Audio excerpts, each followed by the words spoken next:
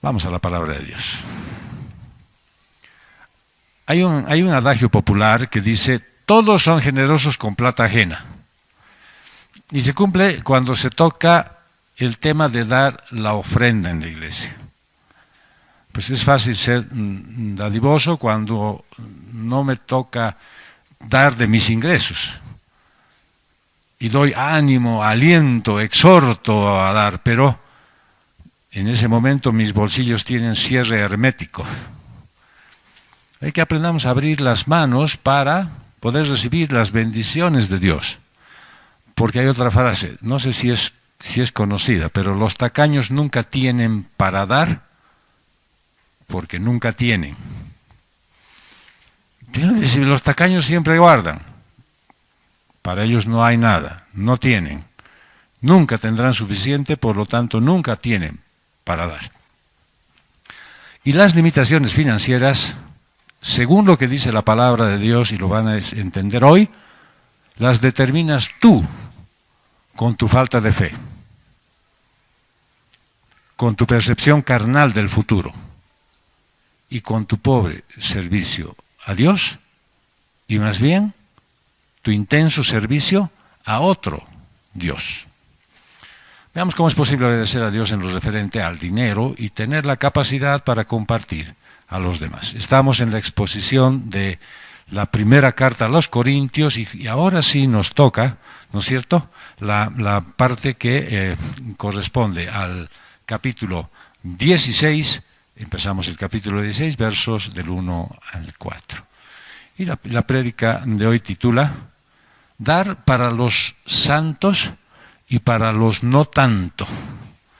Y tiene 3 puntos. De acuerdo a lo determinado, según seas prosperado y con respaldo de la iglesia. Que el Señor provea sabiduría a su pueblo para que obre según los mandatos del Señor y no según la carne y el mundo. Señor, en esta mañana queremos darte gracias por permitirnos abrir tu libro y exponer claramente lo que dice tu palabra. Queremos, Señor, que tú nos abras el entendimiento para comprender exactamente lo que tú habías escrito a través del apóstol Pablo. Y deseamos, Señor, que tu iglesia sea edificada de acuerdo a esos preceptos y no a ideas preconcebidas ni a manipulaciones. Deseamos, Señor, recibir de ti.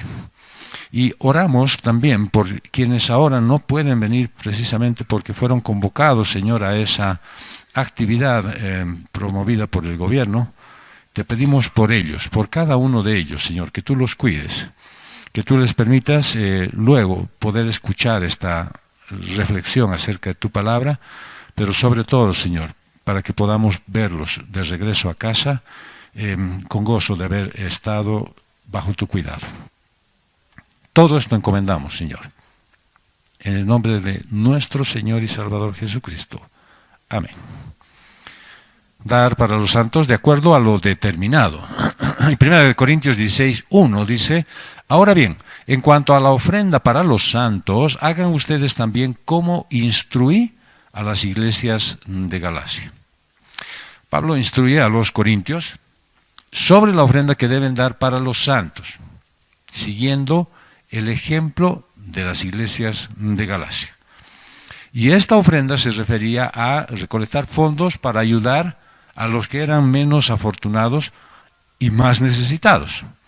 Y él mismo había escrito en la carta a los romanos, en el capítulo 15, versos 25 y 26, pero ahora voy a Jerusalén para el servicio de los santos, pues Macedonia y Acaya han tenido a bien hacer una colecta para los pobres de entre los santos que están en Jerusalén. O sea, entonces es una práctica que se mantiene en la iglesia por su gran valor en la ayuda y labor social y en la labor ministerial para el sostenimiento de la obra. La ofrenda para los santos no era una limosna que se estaba mandando, no era para que esa iglesia reciba algo y poder distribuir lo poco que tuvieran entre muchos necesitados, sino era para el sostenimiento de la obra de la iglesia en Jerusalén. Y esta ofrenda no solo ayuda a los necesitados, sino que también vincula a la comunidad cristiana. Así tienen la oportunidad de trabajar juntos, unificando sus criterios para un propósito común. Y esos propósitos a veces son promovidos por alguna situación o provocados. Y hay desastres naturales que vienen producto a veces de las lluvias, producto de la sequía, y hay también necesidades comunes, como el frío, la época de frío, o la época de Navidad, o como ahora hemos tenido la oportunidad de recibir la visita de los bomberos voluntarios, que nos han otorgado un tiempo para poder explicar lo que ellos están preparando para hacer de nuevo. Y esa oportunidad que nos dan, ¿no es cierto?, las circunstancias, en este caso los incendios, nos dieron la manera de ver, ¿no es cierto?, a este grupo de personas acá en la congregación, y nosotros encomendando sus vidas para que ellos pudieran ir a hacer el trabajo que corresponde. De repente algunos, acá hay por lo menos una hermana que reconocemos que está en este grupo de los bomberos Ajayu, que son los que han recibido una parte, es decir, el donativo que se hizo y se ha colectado a través de la gestión de dos hermanas que se han movido diligentemente para lograrlo, y la iglesia a nombre de ellos ha entregado esto. Es bueno pensar que la iglesia ha sido un poco reticente en este asunto, o sea, no ha habido una exposición verdadera de amor, porque no sentimos, porque para nosotros es una cosa ajena, lejana. Pero muchos tenemos amor por Rurrenabaque, especialmente porque tenemos familia allá. Y como les había explicado yo el día viernes, uno de mis parientes, mi yerno, es bombero voluntario.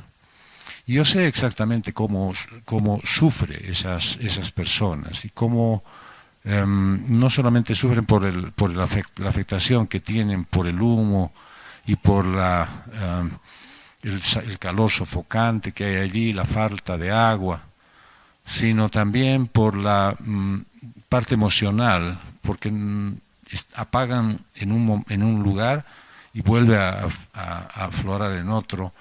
Y cuando van a apagar ese, donde habían apagado antes, vuelve a aparecer.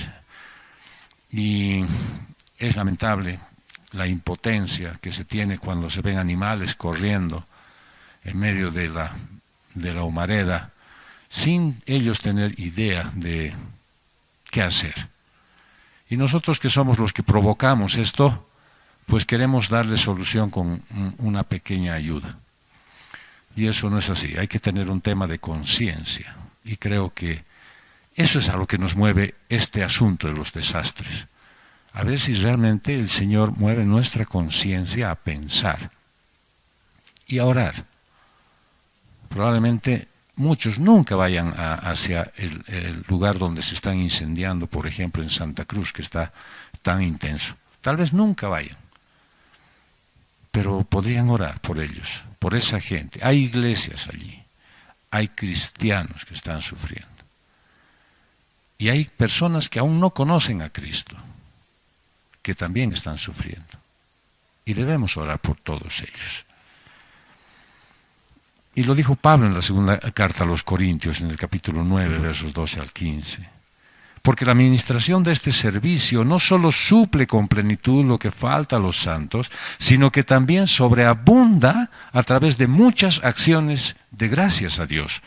Por la prueba dada por esta administración, glorificarán a Dios por la obediencia de ustedes a la confesión del Evangelio de Cristo y por la liberalidad de su contribución para ellos y para todos. Ellos, a su vez, mediante la oración a favor de ustedes, también lo demuestran. Les demuestran su anhelo debido a la sobreabundante gracia de Dios en ustedes.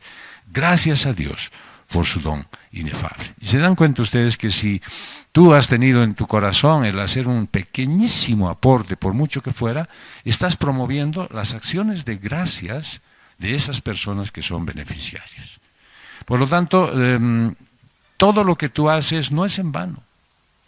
Dios está viendo lo que realizas tú. Y no deberíamos estar esperando nosotros desastres, desgracias, fatalidades para poder orar por las personas que necesitan tanto el Señor. Y cuando el apóstol Pablo hace la exposición de la ofrenda, no está diciendo, quiero que colectemos solamente para esta vez, sino esta debería ser una acción constante. Es lo mismo que decir, si alguien te pide, ¿puedes orar por mí? Y tú le pides el motivo de la oración, ¿no es cierto? No es para orar solo por ese día, ¿sí? No es para orar solamente por ese momento, por ese instante que te lo ha pedido, sino es para que sea una acción constante.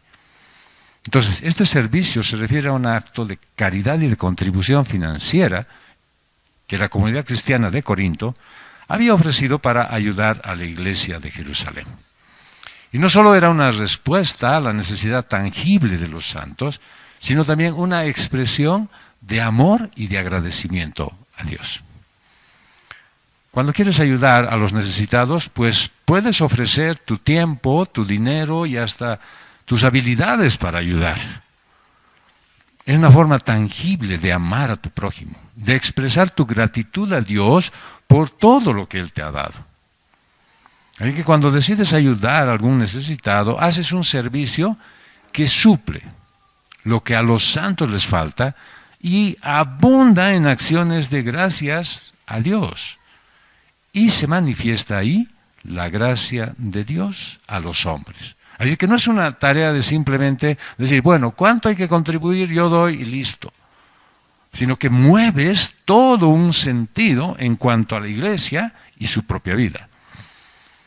La gracia de Dios es una expresión de amor inmerecido que Él te da por su bondad y su misericordia. Mira lo que dice en la carta a los Efesios, Pablo, capítulo 2, versos 8 al 10. Porque por gracia ustedes han sido salvados por medio de la fe.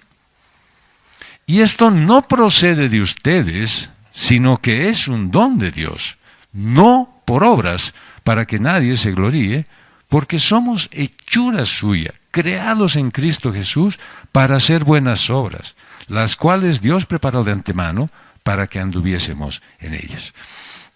Si hay algo que a mí me agrada de la vida cristiana, es que primero ya hay un libro que fue escrito y encomendado expresamente por el Señor, Dios creador, para tener la guía exacta de lo que corresponde hacer en tu vida. Así es que la vida cristiana debería ser fácil, porque tienes un manual, porque sabes qué es lo que tienes que hacer y lo que no tienes que hacer. Sabes qué es lo que te conviene y lo que no te conviene. El problema está en que muchos de los que quieren aplicar la palabra de Dios a su vida, lo quieren seguir haciendo bajo sus propios parámetros. Es decir, voy a obrar de acuerdo a lo que Dios dice si me conviene, si es oportuno, si no me afecta. Pero en realidad lo que dice es que la palabra de Dios en su plenitud, si es obedecida, pues más bien, dice acá, te lleva y te conduce a realizar cosas de bien. No solo para ti, sino para todos. Y además son obras y acciones que Dios ya ha elaborado de antemano. Es decir, tú no tienes que andar descubriendo. Tú no tienes que ver, esto será bueno, esto será malo. Si dice Dios que es bueno, sí. ¿Y cuán bueno será? Muy bueno. Basta con que te promueva la obediencia. Si alguien te dijera, ¿puedes orar por mí? Y yo decía, orar, pero es que no sé si orar, yo no tengo mucha fe. Precisamente todo lo que está aconteciendo en esa petición es eso. Te mueve a ti a orar en la área en la que justo más te falta. Así es que el primer beneficiado en esa oración eres tú. Si nosotros oramos por la gente que está ahorita sufriendo allí en los incendios, y oramos específicamente porque de repente ya están anunciando que va a haber inundaciones o sequías, haya lo que haya, ¿no es cierto? Si nosotros oramos por esas personas que son en muchos casos hermanos en Cristo, pues lo que estamos haciendo primero es una afectación hacia nosotros. No vamos a hacerlo de manera mecánica. ¿Qué me toca? Orar por ellos. Bueno, oraré. Sino es una oración de fe, diciendo que creo que Dios puede obrar en esto y van a ser beneficiados ellos, pero el primer beneficiado soy yo, porque es promovida mi fe. Es algo que el Señor hacía frecuentemente. Ustedes han debido leer en el devocional que mandan los hermanos dentro del grupo de la iglesia, de que el Señor te manda cosas, ¿sí? Te deja solito, aparentemente, y luego te manda una tormenta, y de pronto le aparece en la penumbra como si fuera un fantasma, y te pone miedo más de paso para que te asustes. O sea, Él promueve muchas cosas, pero no es con el afán de provocar colapso en ti, sino de motivar tu fe, para que la pruebes, para ver cómo está.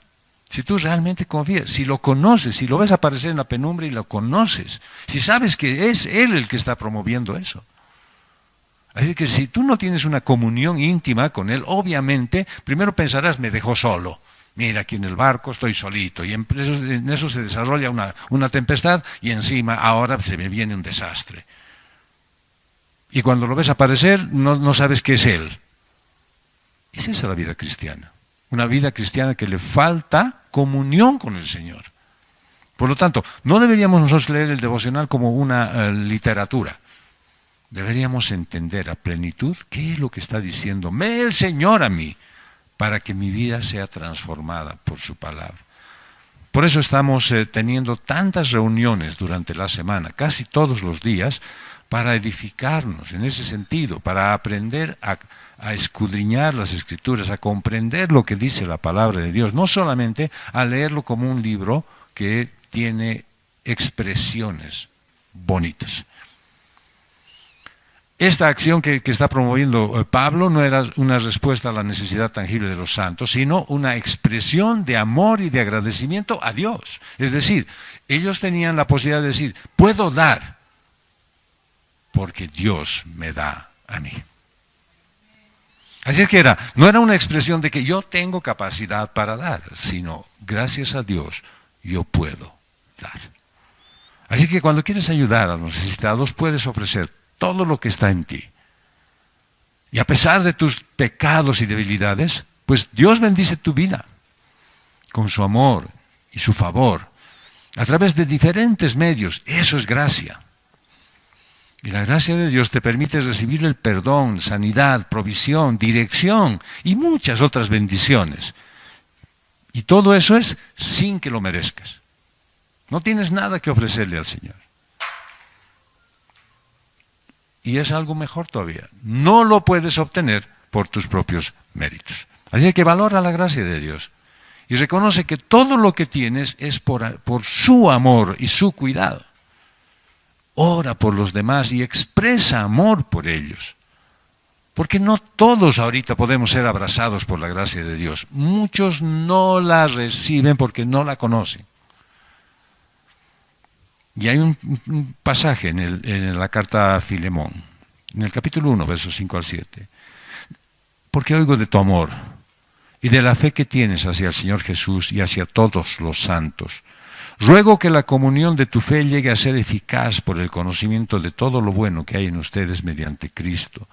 Pues he llegado a tener mucho gozo y consuelo en tu amor, porque los corazones de los santos han sido confortados por ti, hermano. Si hay alguien que había entendido lo que era dar, es Filemón. El que tú puedes aprender de Filemón a ser compasivo, amoroso, misericordioso con los que te rodean. Tus acciones y tus palabras pueden tener un impacto significativo en la vida de las personas. Y en lugar de concentrarte en tus preocupaciones, pues sé consciente de las necesidades de los otros y haz todo lo que puedas para ayudarlos. Sea una fuente de esperanza, de alivio, para todos los que están alrededor tuyo. Porque cuando das amor y consuelo, inspiras también a otros a hacer lo mismo. ¿Te acuerdas lo que decía Pablo? ¿Para qué he sido movido en alguna cosa? A veces en alguna cosa preocupante, en un problema, en alguna situación, y el Señor me saca para que con ese mismo consuelo con el que yo he sido consolado, pues pueda consolar a otros. Es que no es que tienes que hacer algo nuevo, tienes que inventarte una forma de amar. Dios te la puso. Puedes dar amor y consuelo a los demás a través de cosas pequeñas acciones. Es necesario que sepas escuchar cuando alguien necesita hablar. Exhorta, anima y sea una fuente de alegría y esperanza. En la carta a los Hebreos, en el capítulo 6, verso 10, dice, porque Dios no es injusto como para olvidarse de la obra de ustedes y del amor que han mostrado hacia su nombre, habiendo servido y sirviendo aún a los santos. Solo quiero que te pongas a pensar que esto te está llamando a algo bien importante. Y es que sepas que cuando tú dices que estás dando algo de ti, ya sea el tiempo, algo de tus recursos, algo de tu capacidad,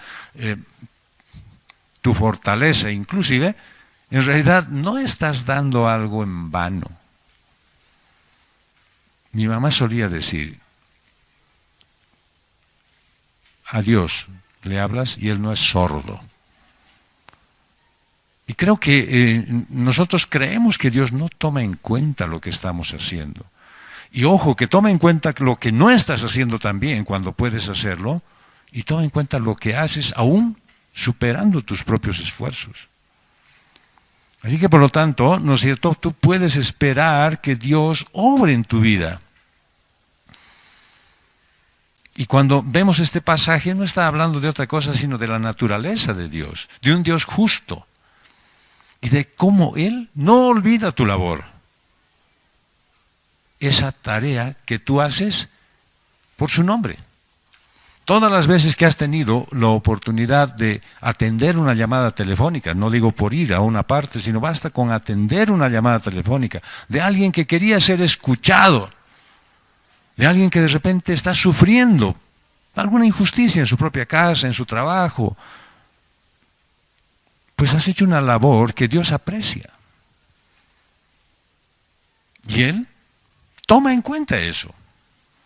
El requisito de la justicia es inherente a la divinidad y muchas personas a lo largo de la historia han luchado con esta cuestión. Las primeras preguntas que yo he recibido es ¿cómo un Dios justo puede permitir mal e injusticia en el mundo? Y la verdad es que Dios es justo. Y va a juzgar lo malo y lo bueno a su tiempo. Para ver la justicia de Dios en relación a tus acciones, pues tienes que perseverar en tu fe y no desviar hacia una vida de pecado. Si estás en Cristo, eres salvo por gracia. Pero debes seguir perseverando para tener una relación más profunda con Él. Tus acciones están ligadas a la naturaleza de Dios, como justa y misericordiosa. Y Él nunca olvida tus acciones de amor. Así que al perseverar en la fe y en tu relación con Dios, ves los frutos de tu trabajo y de tu contribución a ese mundo que te rodea. Recuerda siempre que cuando entregas tu ofrenda por amor, es a Dios a quien le entregas, pero es por amor a los demás también. Y esto no pasa desapercibido. Puede ser que no veas los resultados de inmediato, pero es seguro que Dios ve todo lo que haces. Y hay algo que dice su palabra, es que Él te va a recompensar a ti en su tiempo. Entonces, en este sentido, puedes entender que dar tu ofrenda es una práctica que va más allá de una ayuda económica. Y esto te está enseñando sobre la importancia de tener una comunidad unida, comprometida. El tema de la ofrenda no es algo que se ha inventado en este siglo. Es algo conocido desde la antigüedad. El Señor habla en Génesis 4, 3 al 7. Y dice, al transcurrir el tiempo, Caín trajo al Señor una ofrenda del fruto de la tierra. También Abel, por su parte, trajo de los primogénitos de sus ovejas y de la grasa de los mismos. El Señor miró con agrado a Abel y su ofrenda. ¿A quién miró con agrado? Lo que había traído. No. Primero lo vio a Abel. Y luego lo que trajo. Pero no miró con agrado ¿a quién? A Caín. Y obviamente tampoco a su ofrenda. Y consecuentemente, Caín se enojó. Pero ¿cómo no? Por supuesto, si esa es nuestra naturaleza. Creo que estoy haciendo bien las cosas, ¿no es cierto? Creo que estoy haciendo un gran sacrificio y Dios no me muestra su gran favor, por lo menos como yo quisiera. Y entonces lo primero que hago es enojarme con él. Y su semblante se demudó. O sea, se notaba. ¿No? A ese no se le podía preguntar, ¿cómo estás? Y decir, bien. No, tenía una cara, ¿no es cierto? Y es la contraria a la cara de los maridos recién perdonados. Parece que van a cambiar, ¿no es cierto? Pero nada, igual nomás vuelven otra vez al mismo redil, al mismo caos. Entonces el Señor le dijo a Caín, ¿por qué estás enojado? ¿Y por qué se ha demudado tu semblante? Si haces bien, no serás aceptado. Pero si no haces bien, el pecado yace a la puerta y te codicia. Pero tú puedes dominarlo. Así es que si tú decides hacer las cosas mal, ¿no es cierto?, el pecado se va a enseñorear de ti. Ya sea de la forma mínima que pienses en relación a lo que Dios manda. Entonces está mencionando la ofrenda que hizo Abel a Dios de las primicias de su rebaño. Y en el libro del Levítico, en el capítulo 27, verso 30, dice, así pues, todo el diezmo de la tierra, de la semilla de la tierra o del fruto del árbol, ¿es de quién? Del dueño del terreno. No, es del Señor. O sea, el fruto de mi trabajo es de quién es? Del Señor. Lo que yo gano, ¿no es cierto?, por mi capacidad, por mi intelectualidad y los posgrados que he tomado, ¿de quién es? Es del Señor.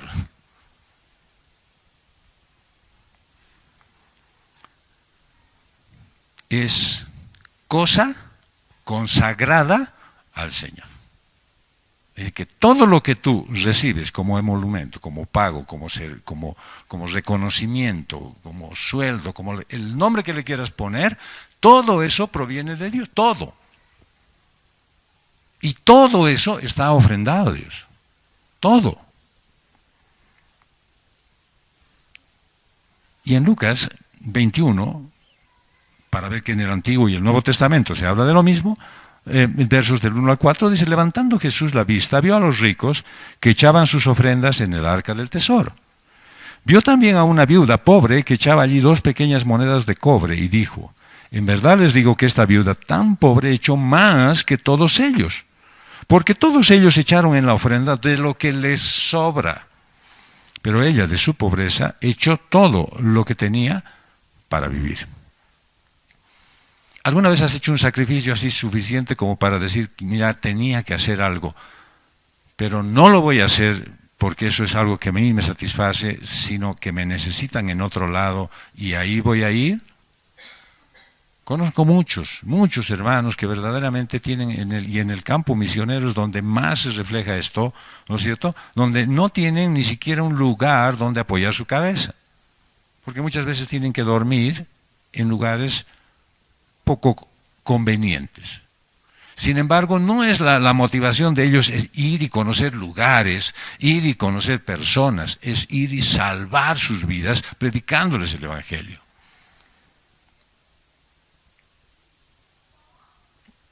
Yo recuerdo que tengo todavía, no me la voy a quitar, ¿no es cierto?, el gran anhelo de ir a través del río Mamoré en esa barcaza yendo a todas las aldeas aledañas, a la orilla, a las riberas del río, para predicar el Evangelio. Pero mi motivación inicial era, qué lindo estar ahí, ¿no?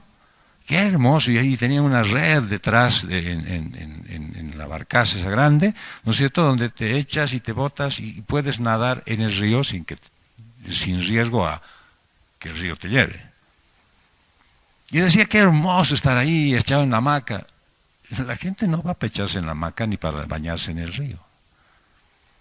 La gente va para llevar cuidado, atención, amor a esa gente que no conoce al Señor muchas veces, o que han conocido al Señor y nunca más nadie ha ido hacia ellos para volver a predicar esa palabra.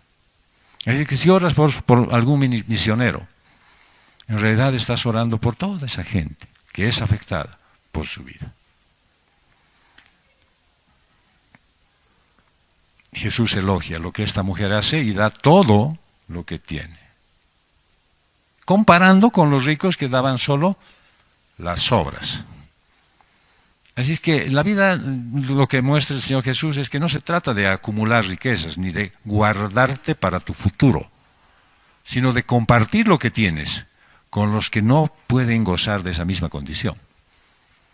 Además, al dar tu ofrenda demuestras tu confianza en Dios y esperas que Él te va a proporcionar lo que necesitas. Es una cosa que no tiene se puede decir, una relación. Tengo, luego doy, esa es una relación. Doy porque amo a Dios y porque sé que Él me provee.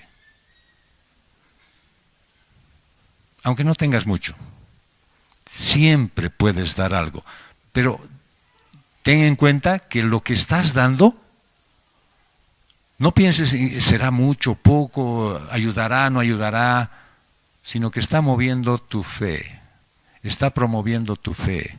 Si confías en Dios, si realmente le crees, cuando sacas tu cuenta y dices, si doy 10 no me va a alcanzar. Sí, yo te digo, si das 10 no te va a alcanzar. Y claro, podríamos tomar ahí de la metafísica, declaraste que no te va a alcanzar. Y no es cierto. Simplemente es que no le crees a Dios. Y cuando no le crees a Dios, no te alcanza. Nada. Puedes tener 100 de más. Igual no te va a alcanzar. Igual se va los recursos como el agua de las manos. No los puedes contener, porque no estás confiando en Dios. Así es que da para los santos y para los no tanto, según seas prosperado. En 1 Corintios 16, verso 2, dice que el primer día de la semana, cada uno de ustedes aparte y guarde según haya prosperado, para que cuando yo vaya no se recojan entonces ofrendas. En la cultura judía, el sábado era el primer día sagrado de descanso. Y también se lo usaba para la adoración a Dios. Y el primer día de la semana, como conocemos hoy, era un día de trabajo. Pero después de la resurrección de Jesús, los cristianos comenzaron a reunirse el primer día de la semana para conmemorar la resurrección de Jesús y adorar juntos. Vean ustedes lo que dice en Lucas 24, verso 1, pero el primer día de la semana, ¿cuál es el primer día de la semana? El domingo. Al rayar el alba, las mujeres vinieron al sepulcro trayendo las especias aromáticas que habían preparado. Por eso Pablo instruye a los creyentes a separar algo para dar en la ofrenda el primer día de la semana. Ahora, si se dan cuenta ustedes, les dice, separar algo implica eso en estar pensando permanentemente en la ofrenda. No les dice, el primer día de la semana agarren lo que hayan encontrado después de haber hecho el mercado y haberse dado una buena cena el día anterior, y lo que haya sobrado entonces lo juntan y lo traen. Desde el primer día estás tú pensando qué es lo que vas a entregar a la obra de Dios. Porque Él ve lo que estás haciendo. Así es que esto muestra una cosa bien importante: la regularidad que debes tener en la adoración y el servicio a Dios. Es decir, que tu servicio a Dios a través de la ofrenda, porque no todos pueden predicar en la calle, no todos pueden enseñar acá en la iglesia, no todos pueden estar a cargo de un ministerio, sino tu servicio debería ser el estar pensando en dar una ofrenda, y debería estar todos los días de tu vida, ¿ya? Cuando los creyentes dan su ofrenda cada semana, es que reconocen que todo lo que tienen proviene de Dios.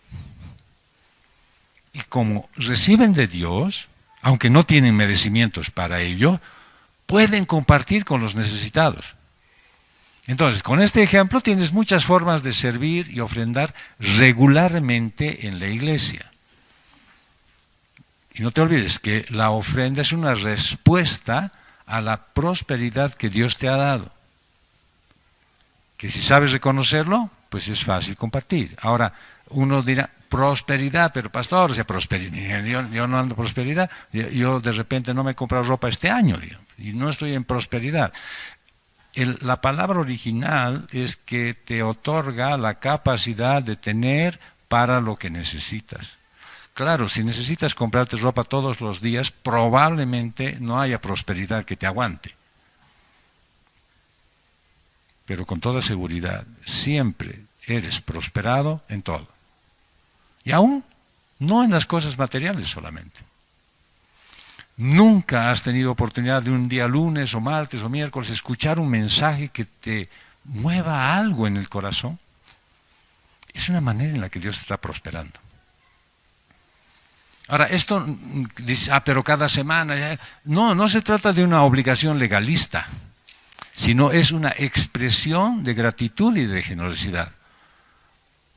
Entonces, debes orar y reflexionar sobre tus finanzas, sobre tu ministerio, sobre tu vida, sobre tu conocimiento de la palabra de Dios, y ver cómo puedes ordenar todo eso y contribuir de manera significativa a la iglesia.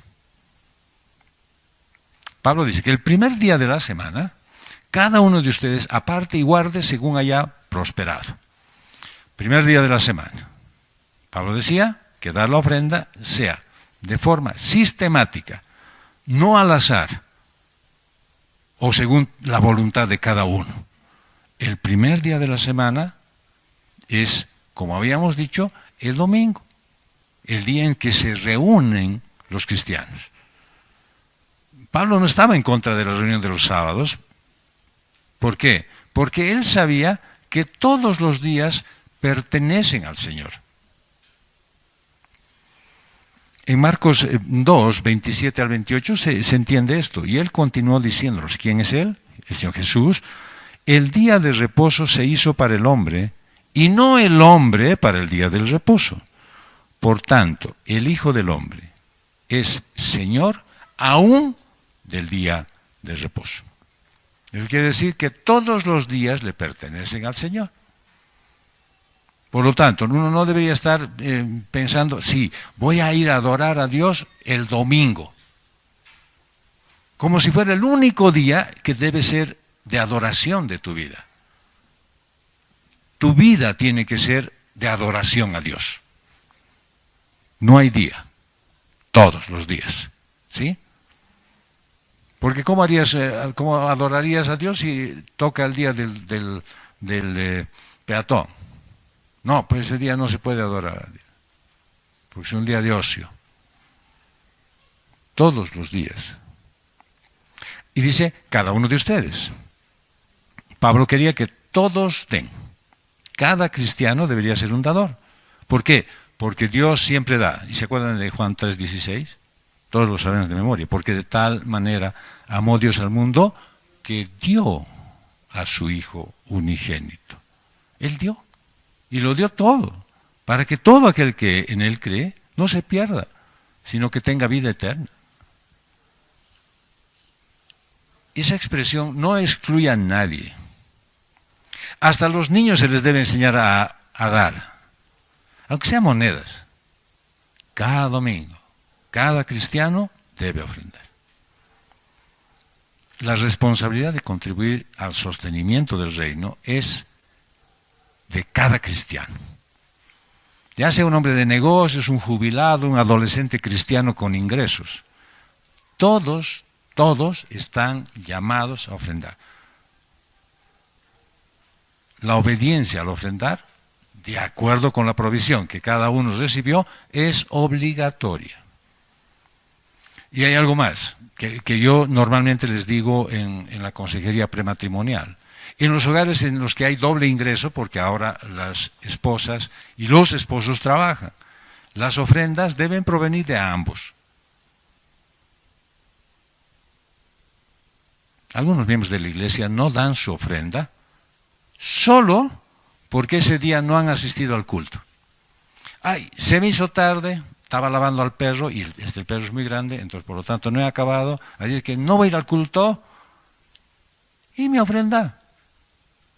¿Ofrenda? No, pues si no he ido, ¿por qué tengo que dar?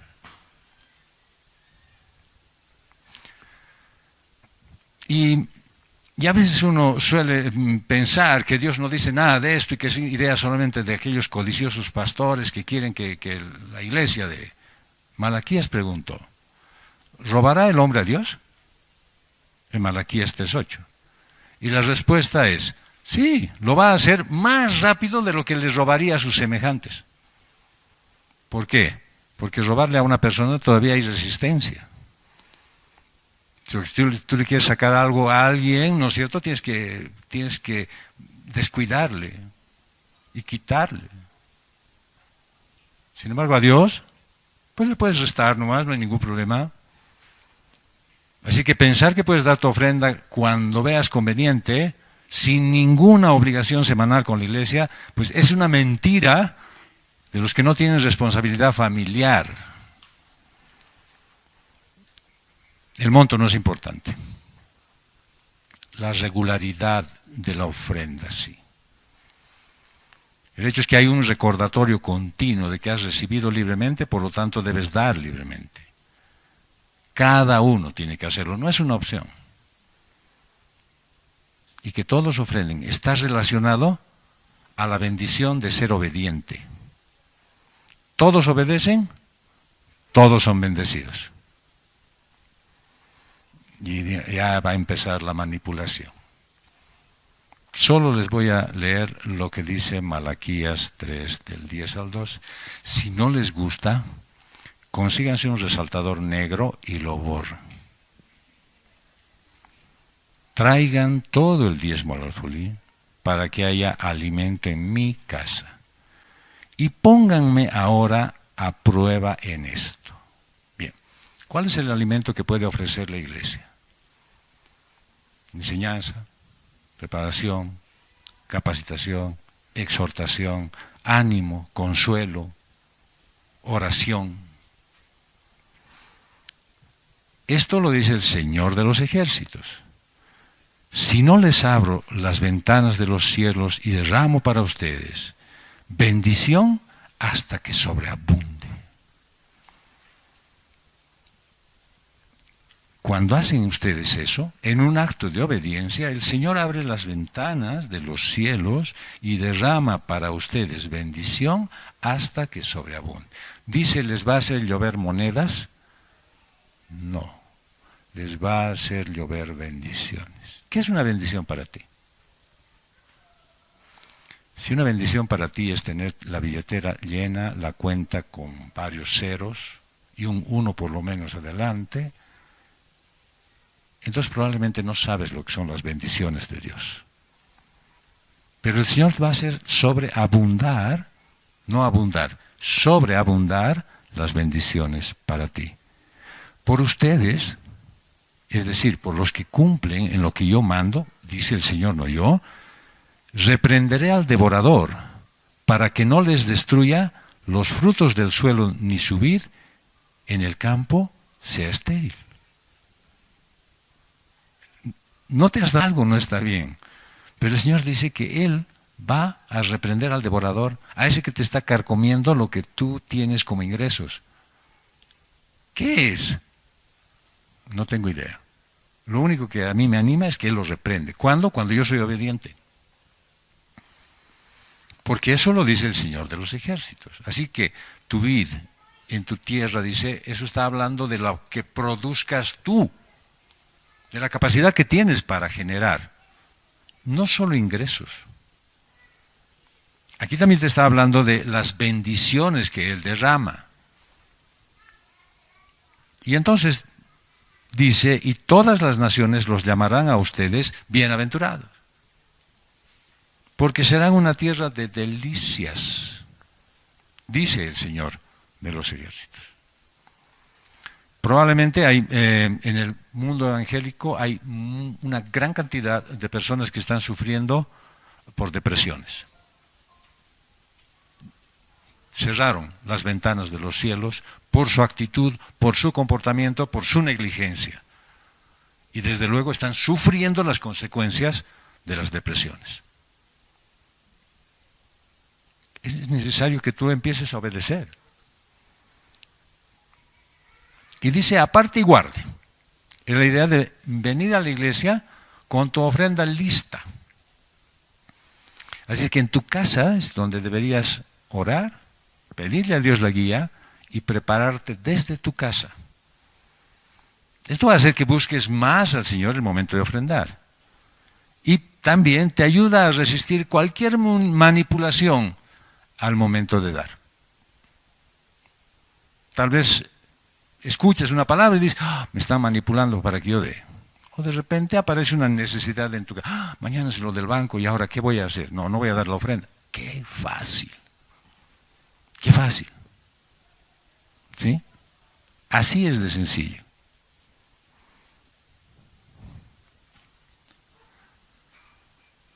¿Debes ahorrar? Sí. En la cultura de la que está hablando el apóstol Pablo, a la gente le pagaban todos los días. Iban a su casa y ponían a un lado cada día una cierta cantidad, para que el domingo tuvieran lista su ofrenda. Hay muchos que dicen, yo vivo al día, y son creyentes. Así que como vivo al día, no doy mi ofrenda. Entonces Pablo no tenía razón en decirles, de lo que ustedes viven hoy, reserven para su ofrenda del domingo. Si tienes tú un ingreso, cualquiera sea el origen, primero reserva para tu ofrenda, confiando en que Dios nunca ha abandonado a sus hijos.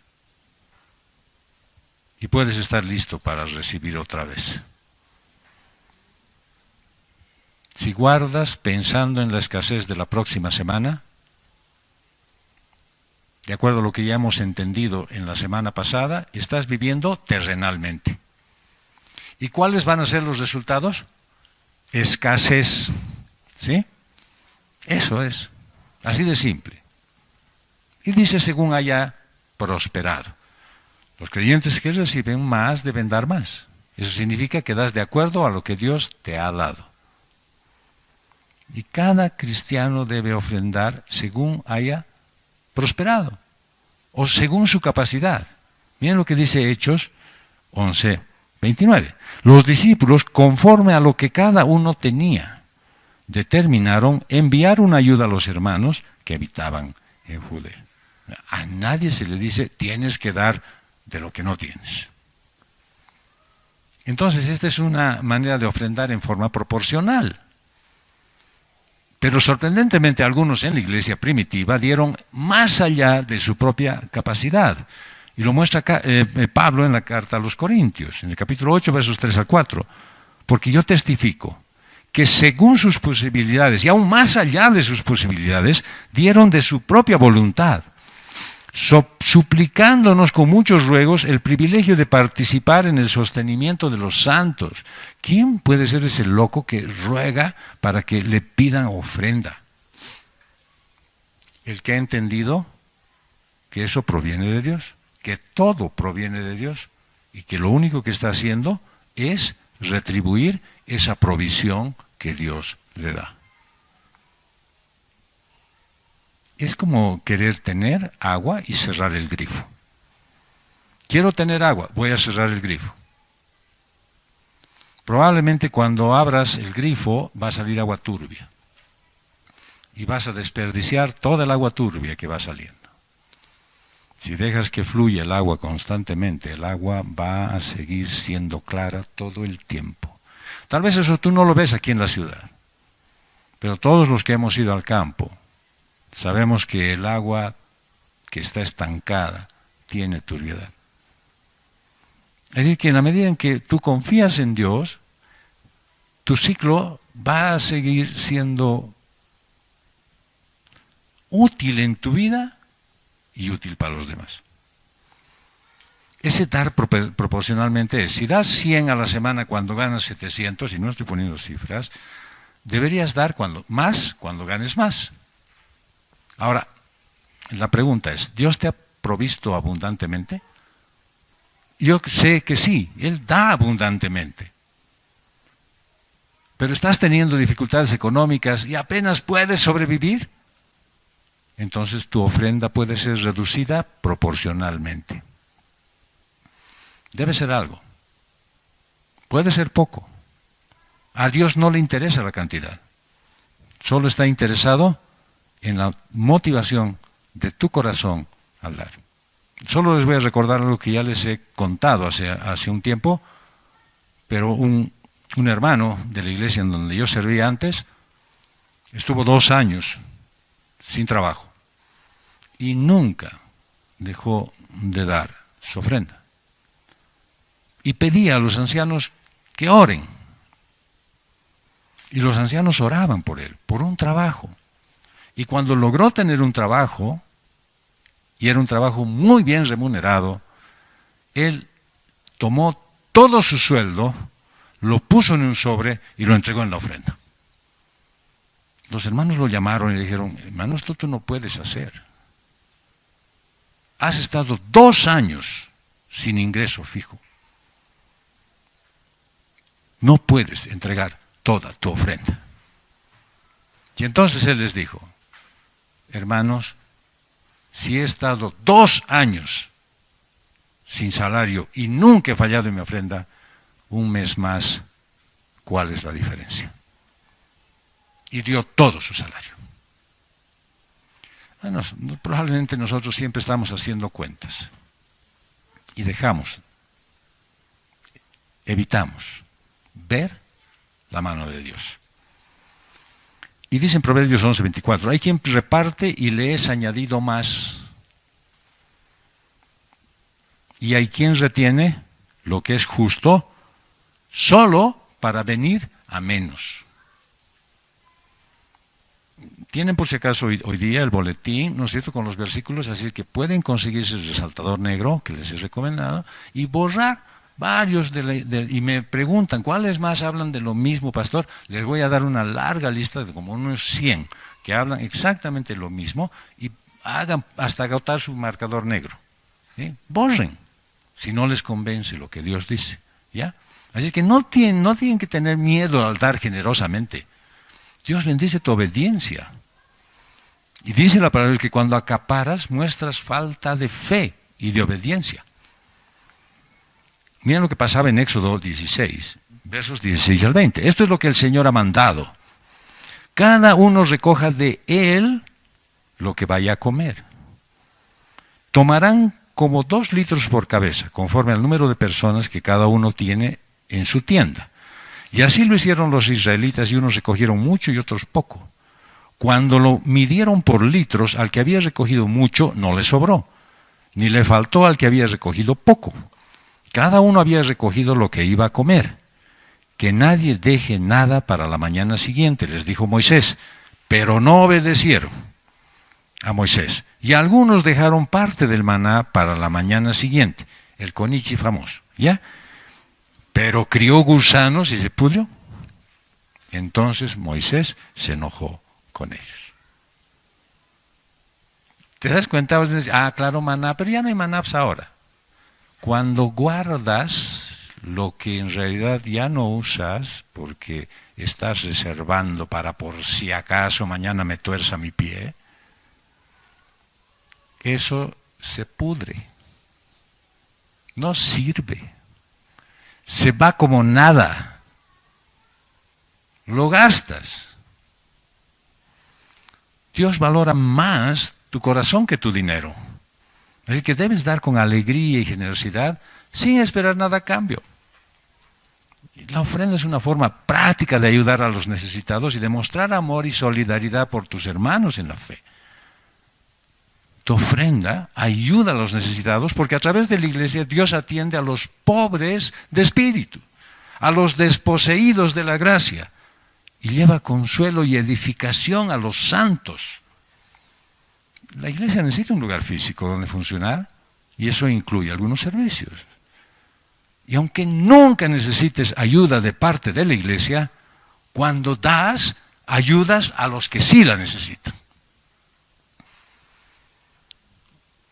Hay preguntas de quienes buscan pretextos para no dar su ofrenda. Y obviamente, querer salir justificados. ¿Es obligatorio acaso dar cada semana? ¿Acaso no puedo dar de manera más flexible según mi situación financiera? Es decir, si Dios no me ha prosperado. Yo te digo algo, tienes que buscar la mejor manera de obedecer los mandatos del Señor.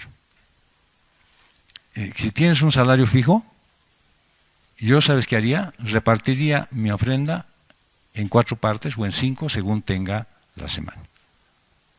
Para ser fiel. ¿Se acuerdan de Naamán? Ese sirio que estaba un fortachón, un buen guerrero, pero tenía lepra. Y le dice, no, anda. Y cuando va el profeta, ni siquiera el profeta lo atiende, le manda al mensajero y le dice, dile que se sumerge en el agua. Y entonces, en el agua, en este río sucio, peor que el Choqueyapo debe ser ese río, me imagino. Y en esto hay que sumergirse. Y le dice, sí, 7 veces tienes que sumergirte. Ya, son patrañas, me voy a ir, dice. Y entonces el chiquito que le acompañaba le dice, si te dijeran que tienes que subir hasta el cerro, ¿no lo harías? Y él dice, sí. Entonces, ¿por qué no te sumerges? ¿Por qué quieres siempre hacer como a ti te agrada? ¿Por qué quieres hacer lo que tú quieres? ¿Por qué buscas que sea cómodo, fácil? ¿Por qué no buscas la manera en la que Dios dice así? A ver, trataré de hacer así. Procuraré hacer como Él dice. Y no podía dar quincenalmente. Ya puedes, por favor. ¿Cierto? Y puedo hacer cuere. ¿Sabes qué? Buscarle mejor manera de agradar a Dios. No busques pretextos. No es que no me has mandado cuere, pastor. No te voy a mandar nunca cuere. Porque vas a decir, el pastor no está cobrando. Y yo no cobro. ¿Sabes? Es necesario que cambie el sentido de tu corazón. No voy a ir a las reuniones porque dice que hay que llevar algo para compartir. ¿No puedes llevar galletas? No, pues es que hay que llevar seguramente cosas grandes. ¿Y por eso no vas a ir? ¿Por eso no vas a ir a edificarte? No, es que tengo que hacer esto, tengo que hacer lo otro, mi zapatito me aprieta. ¿Por eso no vas a edificarte? ¿Sabes que si esperas que tu situación financiera se arregle para dar, esperas en vano? Eso es pensar en esta vida, no en la eternidad. La otra pregunta es, ¿la ofrenda debo dar solo en la iglesia o puedo contribuir a otras obras benéficas? La palabra de Dios dice que la ofrenda está destinada a la ayuda de los santos en necesidad y tú debes dar sabiendo dónde ellos son atendidos. Si crees que la Cruz Roja es un lugar donde atienden a los santos, vamos, dale, todo tu ofrenda a la Cruz Roja. Es tu responsabilidad con el Señor. No, es que yo me he hecho mi propia ONG y ahí voy a contribuir. Perfecto, hazlo como tú quieras. Finalmente, el que va a dar cuentas a Dios eres vos, no nosotros, ¿cierto? Entonces, ¿cómo puedo saber que mi ofrenda está siendo utilizada efectivamente para ayudar a los necesitados? El Señor Jesús dijo en Mateo 6, cuando des limosna, que no sepa tu mano izquierda lo que hace tu mano derecha, para que tu limosna sea en secreto, y tu Padre que ve en lo secreto te recompensará. Así es que, si quieres fiscalizar, pues tienes que empezar diciendo cuánto has dado. Y la palabra de Dios muestra otra cosa para poder recibir bendición. Yo también tengo algunas preguntas, ¿ya? ¿Cuánto has dado? No es mi pregunta esa, no me interesa. ¿Eres fiel en tu servicio y en la adoración a Dios? ¿O estás descuidando tu relación con Él? Esa es mi pregunta.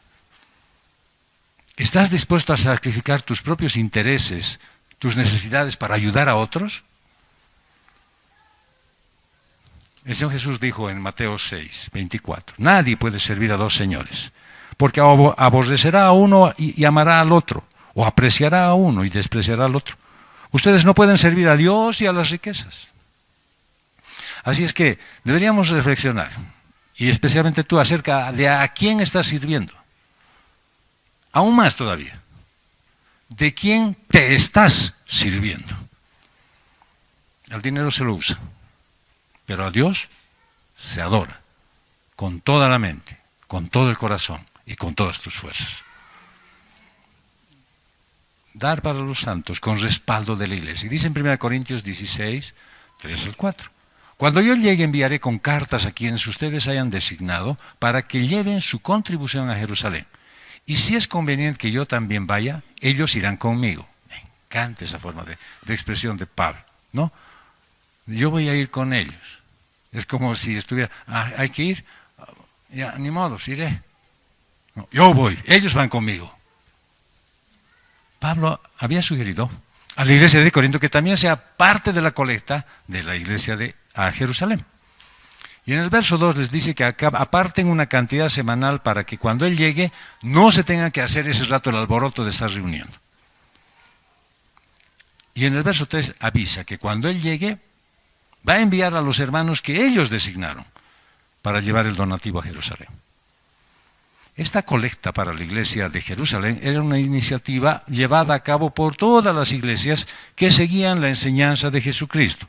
¿Por qué? Así demostraban su fe verdadera. Y en el momento de dar la ofrenda se pone a prueba la fe. De esa fe, entre comillas, de los que se alegran porque otros dan. Porque ellos son tacaños para dar. Ya han pasado días, suficiente, ya, no voy más, ya no paso yo. La iglesia de Jerusalén era una de las más pobres y necesitadas. Y esto porque la persecución que estaban sufriendo. Y la idea era tener solidaridad y dar apoyo a esa comunidad cristiana que estaba en dificultades. Y dice la carta a los Hebreos, capítulo 13, versos 16. Y no se olviden ustedes de hacer el bien y de la ayuda mutua, porque de tales sacrificios se agrada Dios. Les vuelvo a recordar que la iglesia sirve a los necesitados acá y no necesariamente tenemos una olla para que vengan y coman los pordioseros, sino tenemos muchos que necesitan ser edificados en la palabra de Dios y quieren que este sea un lugar donde puedan estar ellos. Así es que este verso enseña una lección muy importante sobre la generosidad y el apoyo mutuo. Ese que tiene que existir entre los cristianos. En la actualidad, muchas comunidades aún están en necesidad y es importante que seamos sensibles a esta realidad. También la ofrenda era una forma de cumplir con el mandato de Jesús de amar al prójimo como a uno mismo. En 2 Corintios 9, 12 al 13 dice, porque la administración de este servicio no solo suple con plenitud lo que falta a los santos, sino que también sobreabunda a través de muchas acciones de gracias a Dios. Por la prueba dada por esta administración, glorificarán a Dios por la obediencia de ustedes a la confesión del Evangelio de Cristo y por la liberalidad de su contribución para ellos y para todos. Es que la generosidad es un valor que debes cultivar en tu vida, no solo en relación a la iglesia, sino también en tu vida cotidiana. Imagínate que de pronto alguien te diga, y quiero saber más de Dios en tu trabajo, y no conoce a nadie. ¿Lo vas a ministrar tú? Sería lo ideal. Y si no puedes hacerlo, ¿dónde lo vas a llevar? ¿Le vas a mandar videos de John Piper?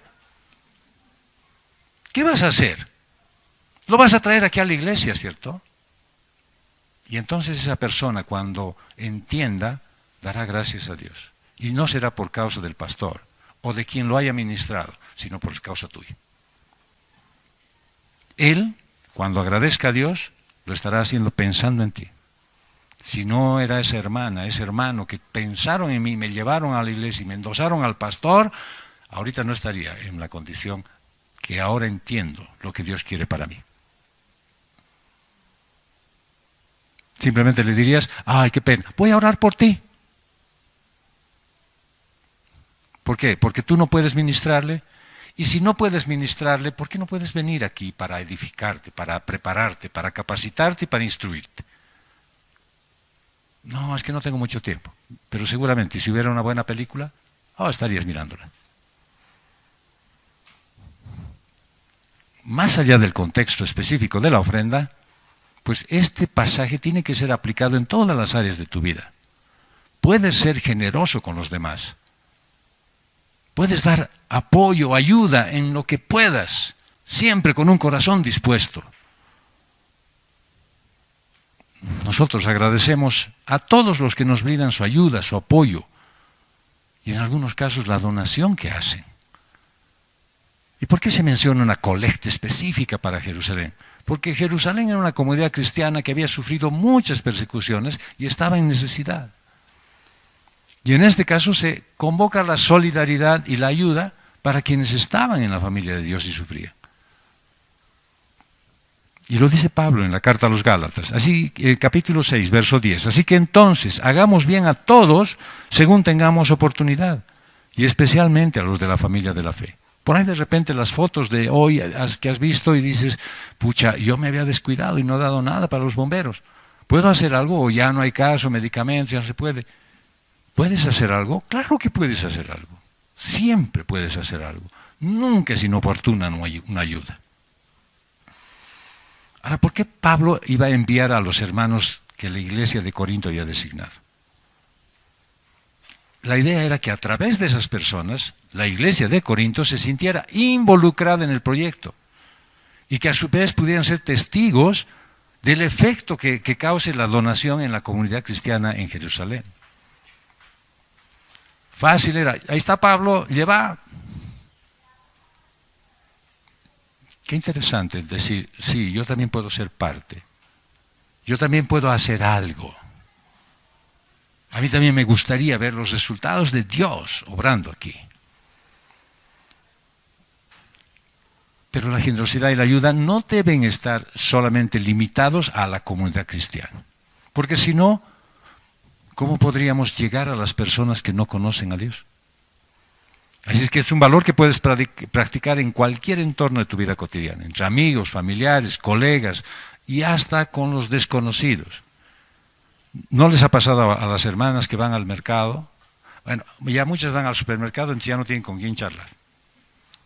Pero las que todavía van al mercado y tienen su casera, ¿de qué le hablan a la casera? No quieren comprometerse porque cuidado sea del más y después me va a dar menos, ¿no? Entonces mejor no le hablaré de política. Por ahí es del Bolívar y como le ha empatado al Strong, tal vez se enoja. No le voy a hablar de fútbol. Entonces, ¿de qué le voy a hablar? Ay, qué bonita tu chambrita. Háblale de Jesucristo, de lo que el Señor está haciendo. Sí, los tiempos son difíciles, pero ¿sabes qué? Hay esperanza en Cristo. Hay escasez, están subiendo los precios. Sí, pero yo tengo esperanza en Cristo.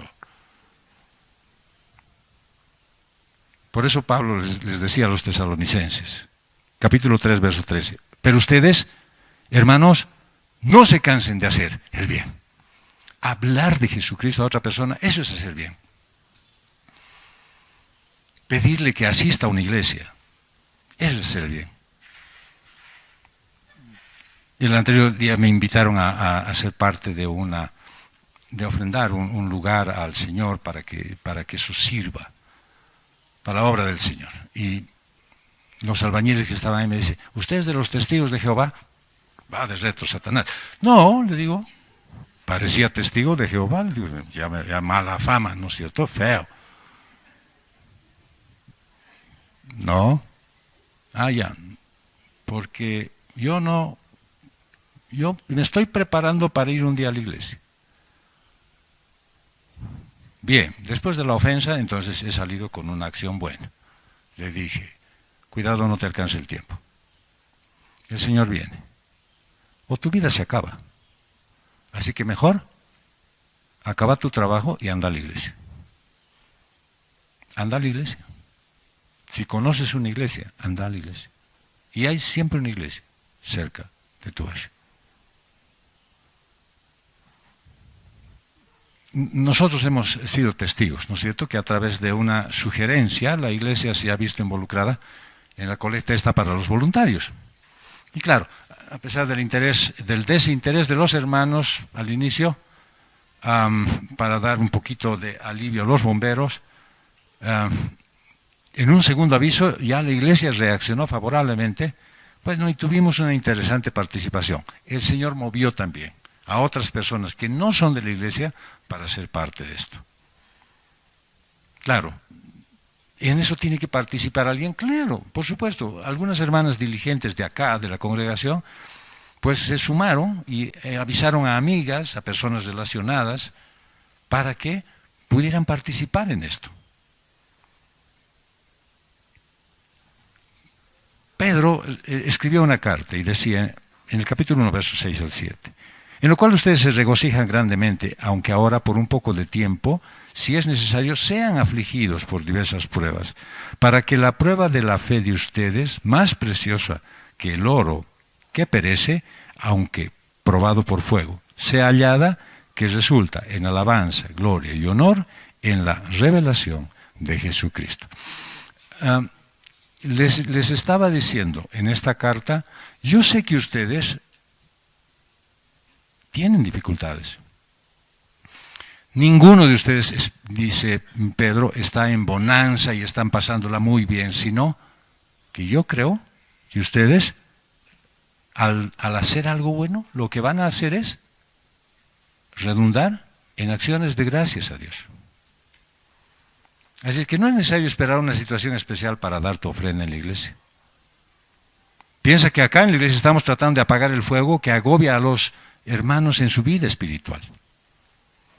Y la congregación tiene necesidades.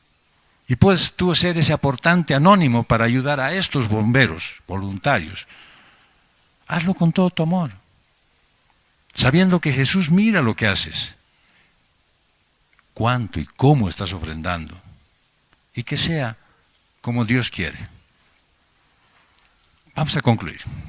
La iglesia está sufriendo influencias del mundo, de la carne, del enemigo, que quieren apartarla de los caminos de la fe. Y sus decisiones de la iglesia están basadas más en lo objetivo, y andan por vista y no por fe. Y sufre por obedecer, y al final se rinde. Y ha entrado la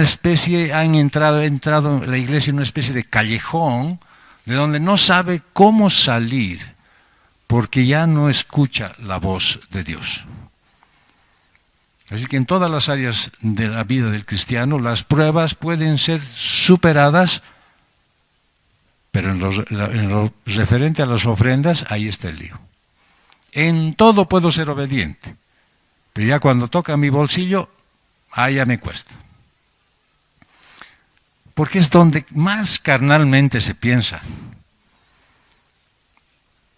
Y se deja que esto esté referido al espíritu cuando los recursos sobran. Antes de la crisis, todos tenían una economía estable. Antes de esta crisis que está hablando, que está subiendo, que no sé qué cosa, que ya no quiero ni siquiera hacerles recuerdo para que no se perjudique su almuerzo, ¿no es cierto? Todavía no se ha desarrollado nada grave, ya están sufriendo algunos, ya la crisis ya es una realidad. Y obviamente lo primero que han hecho, voy a guardar para la crisis. Y la iglesia, hay otros hermanos, ellos que ofrenden. Dios sigue siendo el que controla todo y ya no debemos vivir más por los eventos de la sociedad. Debemos creerle al Señor Jesús y confiar que si Él es tu pastor, nada te falta.